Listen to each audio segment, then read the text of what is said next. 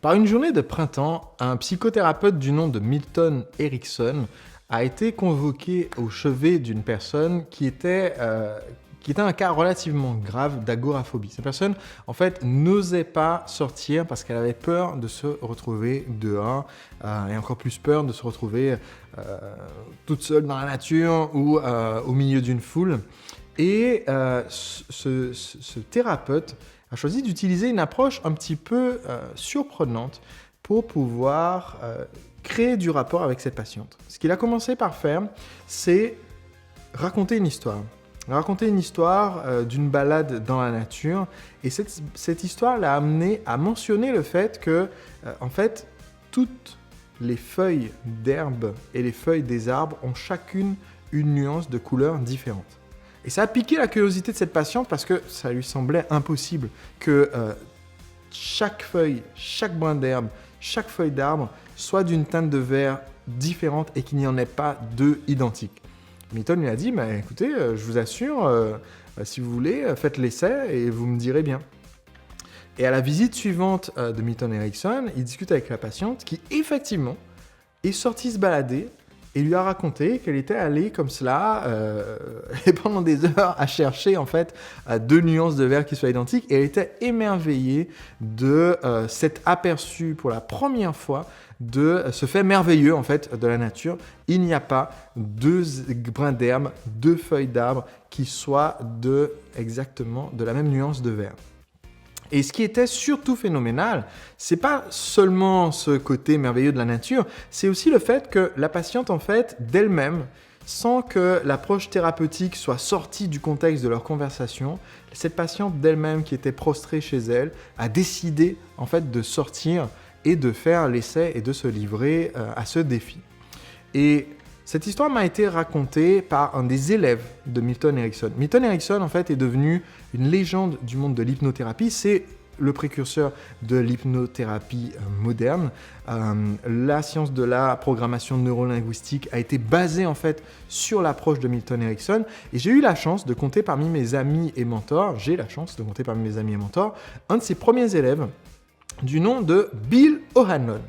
Bill, en fait, était le jardinier de Milton Erickson et lui a proposé un jour, en voulant devenir son élève, lui a proposé de s'occuper gratuitement du jardin de Milton, qui était atteint d'une maladie qui limitait ses mouvements, en échange, en fait, de pouvoir le regarder travailler. Parce que Milton Erickson n'enseignait pas particulièrement sa méthode, tout ce qu'il faisait, parce qu'il était ce qu'on appelle dans la PNL un génie. Un génie, c'est quelqu'un qui peut faire quelque chose avec un niveau d'excellence, mais qui a du mal à vous l'expliquer.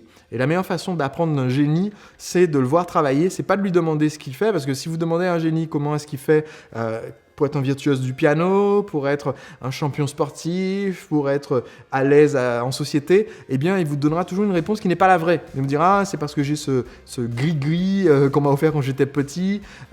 Et alors qu'en fait, si vous l'observez, vous trouverez quel est le vrai secret.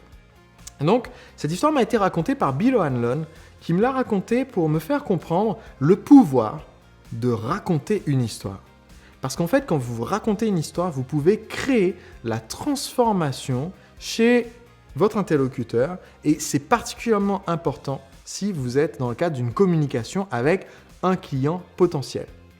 Bonjour, je suis Sébastien Naik, le marketeur français, et chaque jeudi, je partage avec vous les rituels de l'entrepreneur libre, une habitude à l'efficacité prouvée qui peut vous rendre plus libre, plus heureux et plus productif. J'ai choisi aujourd'hui de commencer ce podcast par justement vous raconter une histoire, parce que pour moi, quand on communique avec un client potentiel, la meilleure façon d'immerger ce client dans notre monde, la meilleure façon de lui faire oublier ses objections pendant un temps et de mettre de côté son manque de confiance qu'il peut avoir, eh bien, c'est de commencer par raconter une histoire. Et si vous suivez mon podcast depuis un certain temps, vous avez peut-être remarqué que quand je donne des conseils, je ne donne pas juste des conseils qui pourraient être tirés d'une encyclopédie, d'une formation universitaire sur le marketing ou l'entrepreneuriat. Je vous donne des conseils qui sont issus de mes lectures, de mes expériences et aussi de mon expérience en ayant accompagné plus de 10 000 entrepreneurs dans 35 pays et en ayant vu leurs situations extrêmement variées, extrêmement différentes, et en me basant sur cette expérience extrêmement riche pour en retirer des histoires qui soient pertinentes par rapport au sujet que j'aborde. Si Milton Erickson était capable d'aider les personnes à vaincre leur agoraphobie, d'aider les personnes à arrêter la cigarette, d'aider les personnes à guérir leur acné ou leur eczéma, simplement en leur parlant dans une conversation et en leur racontant une histoire et en piquant chez telle personne sa curiosité, comme dans l'exemple que je vous ai donné tout à l'heure avec les brins d'herbe, chez telle autre personne son envie de réussir, chez telle autre personne son envie d'aider sa famille, simplement par une conversation et en racontant une histoire. Si c'est possible de changer la vie de quelqu'un avec une histoire, eh bien c'est un outil formidable quand on veut communiquer avec nos clients. Alors quelle est la meilleure façon de raconter cette histoire avec nos clients pour les amener à l'achat? Eh bien, les 2 meilleures histoires à raconter pour pouvoir amener votre client à son envie d'achat, c'est premièrement votre histoire. C'est-à-dire celle qui vous a amené à avoir confiance dans ce produit, ce service, ce procédé que maintenant vous souhaitez lui proposer. Et c'est toujours intéressant en fait de mettre en scène votre propre histoire parce que si aujourd'hui vous vendez des meubles et que votre client a quelques doutes sur la qualité des meubles ou la finition ou la robustesse et que vous n'avez pas toujours été vendeur de meubles, eh bien vous pouvez le dire. Vous pouvez le dire, littéralement. Vous pouvez dire, écoutez, moi, avant d'être ébéniste, j'étais pas du tout quelqu'un de manuel, j'étais quelqu'un très intellectuel, un peu coincé là-haut. Et un jour, j'ai eu, et vous racontez votre déclic, vous racontez votre rencontre avec un maître ébéniste, vous racontez comment est-ce que vous avez découvert qu'il était possible de créer des objets qui soient beaux et qui soient durables, et vous racontez comment vous avez décidé d'en faire votre métier. Et en fait, cette histoire vous permettra de glisser vos facteurs qui font que, clairement, vous savez de quoi vous parlez. Glissez votre autorité sur le sujet, glissez les avantages du produit que vous proposez, sans faire soulever comme ça les objections de votre prospect dans son esprit. Parce que vous êtes en train de les mettre dans une histoire. Et quand on raconte une histoire, eh bien, il y a un phénomène formidable qui se produit quand les gens s'asseyent au cinéma et s'installent devant un film pour regarder une histoire en images, quand les gens mettent leur radio pour écouter une histoire, eh bien ce phénomène, en anglais on l'appelle la suspension de l'incrédulité, suspension of disbelief pour nos amis anglophones. Et la suspension de l'incrédulité, c'est le fait que les gens ils mettent de côté toute cette partie rationnelle de leur réflexion qui dit non mais c'est pas vraiment possible ce qu'on est en train de me dire dans ce film. Ça ne se passerait pas dans la vraie vie.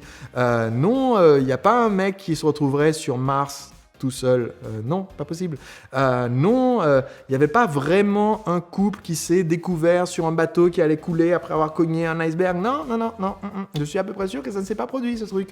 Non, on ne peut pas prendre l'ADN d'un moustique enfermé dans de l'ambre et à partir de cet ADN reconstituer toute une faune de dinosaures. Non, ça se saurait si c'était possible. Mais tout ça, dans leur cerveau, c'est mis en pause pendant 2h30 juste pour prendre le plaisir d'écouter cette histoire.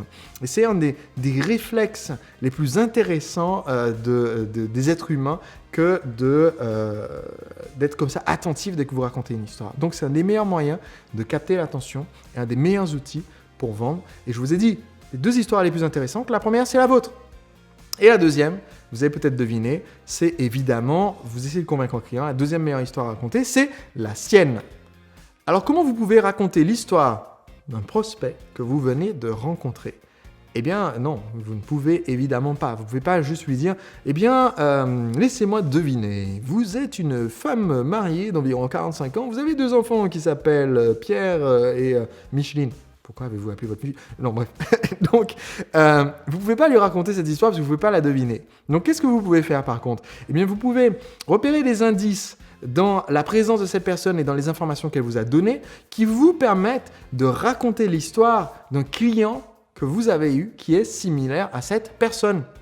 C'est la raison pour laquelle, au début de mes présentations, quand les gens s'inscrivent sur mon site, quand les gens s'inscrivent à une de mes webconférences, je pose souvent la question « Dites-moi, laquelle de ces 3 situations correspond le plus à votre type d'activité ?» Premier cas, je suis porteur de projet. Je compte me lancer et je n'ai pas encore vendu de produits ou services. Deuxième cas, je vends des produits et services sur Internet. Je vends du e-commerce ou de la formation ou des infoproduits. Troisième cas, je vends dans une entreprise traditionnelle. Je vends des produits ou services, mais en dehors d'Internet, et j'aimerais utiliser Internet pour automatiser. Et bien maintenant que j'ai la réponse à cette question, ça me donne un gros indice. Eh bien, si devant moi, j'ai une femme de la quarantaine qui a une entreprise traditionnelle et qui voudrait pouvoir se libérer du temps en automatisant ses ventes, eh bien, je vais lui parler de l'histoire de Catherine Booth. Catherine est une de mes clientes qui a à peu près le même âge, qui est éleveuse de chevaux, une activité très traditionnelle, et qui a lancé une section en ligne de son activité et qui a utilisé ma méthode de la machine à vendre pour pouvoir générer l'équivalent de ce qu'elle faisait avant en 6 mois, elle a généré en l'espace d'une semaine. Et donc je parle de cette histoire parce que ça va parler à cette personne.